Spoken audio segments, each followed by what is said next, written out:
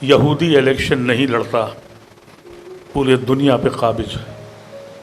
RSS election नहीं लड़ती, इस ज़मीन को जहन्नुम बना दिया उसने। मदरसों में, खानकाहों में बड़ी बड़ी दाढ़ी और टोपी लेके, झंडा लेके, हम हिंदुस्तानी हैं, हम तिरंगा लेके चलते हैं। आपने किसी आश्रम में, किसी मंदिर में यह बस देखा? कभी सोचा आपने कि आपके आने वाली नस्ल कहाँ खोने जा रही है? क्या अभी भी साहिल पे बैठ के तूफान का नज़ारा करते रहेंगे? अभी भी आपके सीने में दर्द नहीं उठता? मुझे यहाँ का इल्म नहीं है, लेकिन उत्तर प्रदेश की और बिहार की बात बता रहा हूँ। पहले उन्होंने कोशिश करी तालीम याफ्ता और पढ़े लिखे मुसलमानों को ये साबित करने के लिए कि भाई मौलवियों के और दाढ़ी वालों के बीच में मत जाना, तुम बैकवर्ड कहलाओगे। उसमें कामयाबी कोई ख़ास उनको नहीं मिली। अब उन्होंने मदरसों पे कब्ज़ा कर लिया है। मैं गुड़गांव में रहता हूँ, अब वहाँ नमाज 35 जगह पे होती थी, 6 जगह पे इजाज़त दी गई है। वहाँ नमाज सिर्फ वहीं हो सकती है जहाँ इंद्रीश की जो जमात है, मुस्लिम मंच, उससे फारिग, उस मौलाना को इजाज़त है कि आप नमाज पढ़ाएंगे। मदरसों में फ़ंड दिए जा रहे हैं। इंद्रीश के को आप सोचिए कि जामिया मिलिया इस्लामिया और अलीगढ़ मुस्लिम यूनिवर्सिटी में एजाज़ दिया जा रहा है। कभी सोचा आपने कि आपके आने वाली नस्ल कहाँ खोने जा रही है? क्या अभी भी साहिल पे बैठ के तूफान का नज़ारा करते रहेंगे? अभी भी आपके सीने में दर्द नहीं उठता? अभी भी ये कहते हैं कि इसको मत बुलवाइए, उसको बुलवाइए, ये मेरा मुखालिफ है। अरे मेरे अजीज, इस वक्त खुदा के वास्ते अपने पैरों पे खड़े हो जाओ। ये खौफ हिरास का आलम तो आपने अभी 15 अगस्त को भी देखा होगा। उन लोगों ने 62 साल तक तिरंगा नहीं उठाया। हमने 15 अगस्त सन 47 को जिना का झंडा फेंक दिया और तिरंगा उठा लिया। हमसे कहा कि साबित करो। ये जो इतने दिनों के बाद जो झंडे का, तिरंगे का ख्याल आया मोदी और इनकी जमात को, तो मुझे बड़ा प्यार आया इनके ऊपर कि चलो ये तो एहसास हुआ, लेकिन इनको ये भी तो कहना चाहिए था कि सरवारकर, गुरुवारकर, हेडगारकर ये लोग गलत थे, ये झूठे थे। इन्होंने कहा था कि हम झंडा नहीं अपनाएंगे, तो ये कह दो कि वो देशद्रोही हैं। इसकी कहने की तो हम में हिम्मत है ही नहीं। इन आँखों ने देखा मदरसों में, खानकाहों में बड़ी बड़ी दाढ़ी और टोपी लेके, झंडा लेके, हम हिंदुस्तानी हैं, हम तिरंगा लेके चलते हैं। आपने किसी आश्रम में, किसी मंदिर में यह बस देखा? कहीं देखा किसी ऐसे आश्रम में, किसी गुरु के यहाँ देखा कि वो तिरंगा लेके चल रहा हो? हमको ज़रूरत पड़ी, जिसने अपनी किश्तियाँ जला दी थी, अपने खून को बांट दिया था, जिसने कहा था कि हम इस हिंदुस्तान में रहेंगे। यहाँ के आईन का मसला है। हमारे साथी कह के चले गए, बाहर आइए, निकलिए। जब तक आईन है, जब तक इस मुल्क में हमारा वजूद है, रोज़ और रोज़ आईन तोड़ा जा रहा है। कैसे कहें, फ़ख्र से कैसे कह दें कि हमें नाज है यहाँ? मैंने इस बात का इजहार बराबर किया है। जब अदालतें सुनना बंद कर दें और जब पुलिस कमनल भी हो जाए बेईमान के साथ, वो समाज तबाह हो जाता है। हम आपके बीच इसलिए आए हैं कि आप सोचिए इस बात पर। इनफरादी क़यादत, मैंने आपसे कहा कि स्टेज की मुखालफत की मैंने इसलिए, अब इनफरादी क़यादत की गुंजाइश नहीं है। इज्तिमाई क़यादत करनी पड़ेगी। इज्तिमाई क़यादत का मतलब यह है कि इसमें वो वकला भी हों, वो जजेस भी हों, वो फौजी भी हों, ह्यूमन राइट्स एक्टिविस्ट भी हों और मेरी बहनें भी हों। छोड़ दीजिए कि वो बहन हिजाब करती है या गैर हिजाब के है, अब तो नौबत ये है कि हम हिजाब करें या न करें, इसका फैसला हुकूमत हिंद करेगी।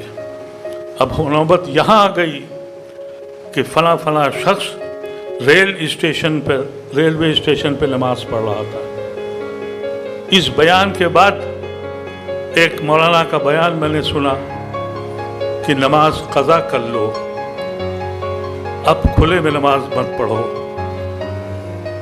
कौम यहां खड़ी हो गई और हम अभी भी ये कह रहे हैं कि हम फला मसलक और फला जगह और फला फला पार्टी। मेरे अजीजों, अब कोई और रास्ता नहीं है तुम्हारे पास। एक फैसला करो, अपने को पहचानो। इस मुल्क पे एहसान होगा अगर हमने आइन बचा लिया। मैं तो साफ कहता हूँ, हमारे बहुत ही अजीज सलमान साहब बैठे हैं, शायद आप बहुत से लोग सियासी लोग और भी हैं। मैंने तो ये फैसला किया और मैंने इस बात को समझा कि सियासत, इलेक्शन जो है वो सिर्फ सियासत नहीं है, इलेक्शन के अलावा भी सियासत की जा सकती है।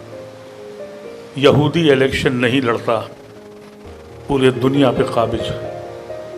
आरएसएस इलेक्शन नहीं लड़ती, इस ज़मीन को जहन्नुम बना दिया उसने। कभी इस तरफ भी तो सोच के देखिए। और ये जब मुमकिन है जब आप सोचने लगेंगे। माजी में खोना छोड़ दीजिए।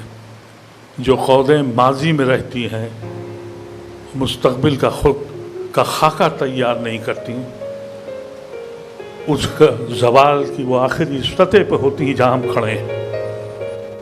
अच्छे लोग जा रहे हैं, नौजवान बच्चों को मैं चाहता था वो होते तो मैं उनसे कहता कि जो मेरे बुजुर्गों ने मुझे समझाया था मैं वहाँ तक नहीं पहुँचा सका। गलती मेरी भी है, हम सब की गलती है, लेकिन हम इसलिए आपके पास आए एक ऐसा प्लेटफॉर्म खड़ा हो जहां हम आंख में आंख डाल के, मोदी हो या कोई सियासी जमात, हम में ये सलाहियत हो कि हम कह सकें कि हम आपके किसी ओहदे या चेयरमैनी के लिए नहीं आए हैं, इस मुल्क के आईन को बचाने आए हैं और आपको बचाने आए हैं। दिल में तो बहुत कुछ है कहने को, लेकिन कहना बड़ा मुश्किल है। किससे फरियाद करें, किससे कहें? हकीकत तो यह है, कभी कभी तो ये दिल कहता है कि कौन आज़ाद हुआ, किसके माथे से स्याही की रिदा छूटी। मेरे सीने में भी दर्द है महकूमी का, मादरे हिंद पे उदासी है वही। खंजर आज़ाद हैं सीनों में उतरने के लिए, मौत आज़ाद है लाशों पे गुजरने के लिए। हक़ाइक़ यहाँ पर हैं। ये कोशिश है, अल्लाह तबारक व तआला हमको और आपको सोचने समझने की ख्वाहिश दे। हम में से जितने भी लोग हैं, खुदा गवाह है, किसी ओहदे के लालच नहीं है। हमको ये भी नहीं मालूम कि हम कब, ख़ास तौर से मैं अपनी ज़िंदगी के बारे में, मेरी ज़िंदगी का आखिरी लम्हा कब होगा मुझे नहीं मालूम।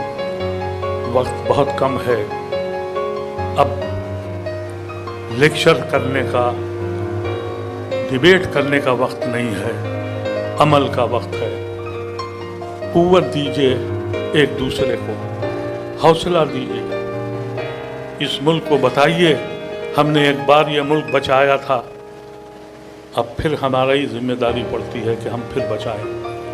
क्योंकि जब एक फैज़ा ये बन जाए, इलेक्शन इस पे होने लगे कि मुल्क तबाह हो जाए, फैक्ट्रियां बंद हो जाएं, नौजवान बेरोज़गार हो जाए, मियाँ को ठीक करना है। और मियाँ को ठीक करने पे इलेक्शन जीता भी जाए, हाकिम वक्त भी बनाया जाए। दूसरी जमातें भी वही करने लगी। 15 अगस्त को उन्होंने तिरंगे से मोहब्बत दिखाई, कांग्रेस ने